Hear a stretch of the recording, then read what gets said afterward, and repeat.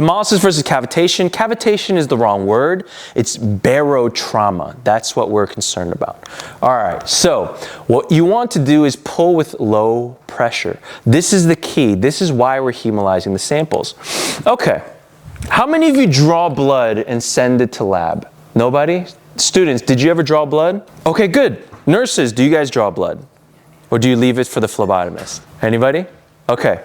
This seems to be the same problem across the whole country. So we've done a few workshops, and I'm finding out that the problem is the same across all of Latvia. All Latvian nurses have this issue. And in fact, Poland was here during the Congress, and so is Czech Republic. And I found out all of Europe, and even in the US, we all have the same issue for nurses.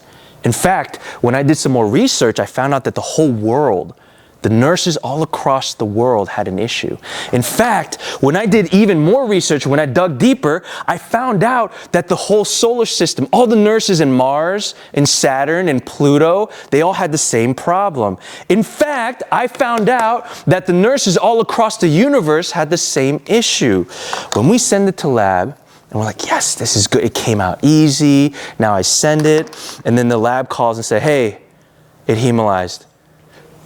It's your fault.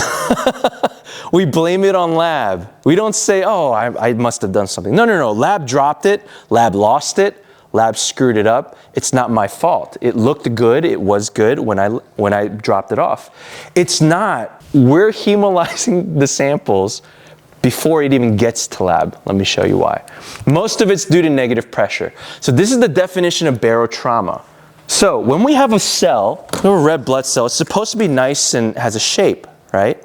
So what happens when we pull too much? When we pull with too much negative pressure and why our blood is hemolyzing. So I'm going to watch the bubbles. That with negative pressure. How big did the bubbles get? Look what happens to the bubbles. They expand and then collapse. Do you see what's happening when I'm pulling on that syringe very hard? Okay, so if the bubbles are expanding, what's happening to our red blood cells? Is this red blood cell going to work? No. So when we draw from the IV, give me that blood! We're ripping the red blood cells. So don't pull very hard, pull gently. Sometimes you'll have to pull, pause, pull, pause, pull. What does a pause do?